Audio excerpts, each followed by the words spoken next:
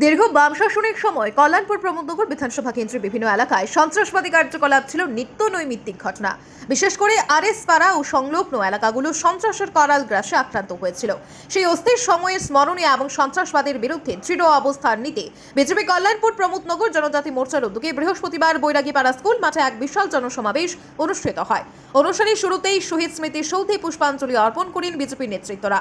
এরপর জনসমাবেশে প্রধান বক্তা জনজাতি নেতা ও দলের উপজাতি স্বশাসিত জেলা পরিষদের সদস্য বিদ্যুৎ দেববর্মা দাবি করেন, বাম শাসনের সময় সন্ত্রাসবাদকে পরিকল্পিতভাবে ব্যবহার করে অপশাসনের দৃষ্টান্ত তৈরি করা হয়েছিল।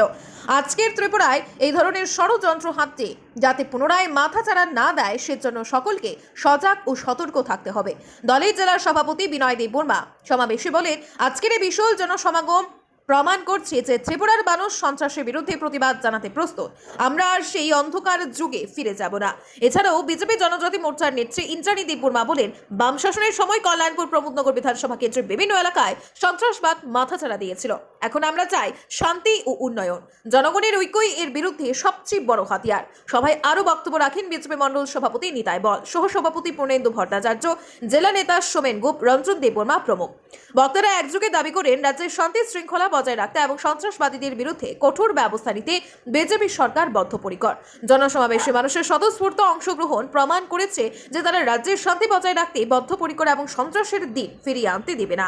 আজকে বিশেষ করে ভারতীয় জনজাতি মোর্চার উদ্যোগে এই আরএস পাড়াতে আমাদের গ্যাদারিং, এটা আমাদের হ্যাপিনেস বলতে কিছু নেই। সিপিএমের আমলে যে খুন সন্ত্রাস হয়েছে আমাদের 37 জন, এইটাকে আমরা স্মরণ রেখে এইটা ব্ল্যাক ডে হিসাবে আমরা মনে করতে পারি।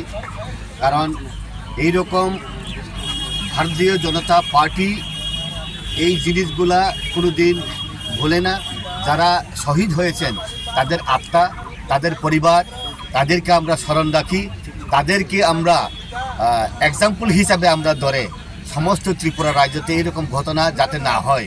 এখন সবচেয়ে এক্সাম্পল এইটাই, ভারতীয় জনতা পার্টি যে এখন আমাদের আদরণীয় মুখ্যমন্ত্রী, ওনার প্রথম থেকে এখন পর্যন্ত নির্বাচন থেকে শুরু করে নির্বাচন আগে পর্যন্ত সবচেয়ে ত্রিপুরাতে এখন free and fair election, peaceful, Dharmanagar থেকে সাবরু পর্যন্ত এইটা নজিরবিহীন। ইভেন লাস্ট অ্যাসেম্বলি ইলেকশনে বিরোধী দল পর্যন্ত স্বীকার করতে হয়েছে ফ্রি অ্যান্ড ফেয়ার ইলেকশন হয়েছে। এইটাই এক্সাম্পল। এখন ভারতীয় জনতা পার্টি রিচ ইন আনরিচ প্লেসেস, তার মানে যেখানে সরকারের সুযোগ সুবিধা পৌঁছায় না, ডিস্ট্রিক্ট লেভেল থেকে আমরা চ্যালেঞ্জ, কোন ব্লক থেকে কোন ওয়ার্ড থেকে কোন ওয়ার্ডে কার ঘরে চুলা জ্বলে না, এটা আমরা চ্যালেঞ্জ। এটা এখন যেহেতু ড্রাই সিজন, কোন জায়গাতে জল নেই, এখন কোন জায়গাতে বিদ্যুৎ নেই, রাস্তাঘাট তো এখন সিপিএম এবং কংগ্রেস কমপ্লেইন দেওয়ার মতো কোনো রাস্তা দেখা যায় না। আউটসাইডিং অ্যাচিভমেন্ট।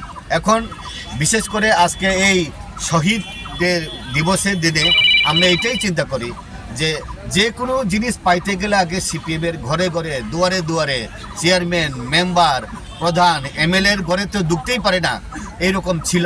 কিন্তু এখন ভারতীয় জনতা পার্টির স্লোগান এইটাই, গ্রাসরুট লেভেল থেকে আপ টু টপ পর্যন্ত সবকা সাথ, সবকা বিশ্বাস, সবকা প্রয়াস, সবকা বিশ্বাস। এই জন্যেই ভারতীয় জনতা পার্টি কোনো দিন প্রিচিং করে না, প্র্যাকটিস করে। সিপিএমরা প্রিচিং করে, প্র্যাকটিস করে না, বেশি প্রচার করে, আমরা প্রচার করি না। এই জন্যেই প্রমথা আগে বিজেপিরই ডিস্টার্ব করতে, এখন বিজেপির ছত্র ছায়াতে আসলো। আমরা বলি না, মোদিজির কাজকে ভালো লেগে, মোদিজির অগ্রগতিকে সবাই আকৃষ্ট হয়ে প্রমথা, আইপিএফটি, বিজেপি আমরা একই সাথে।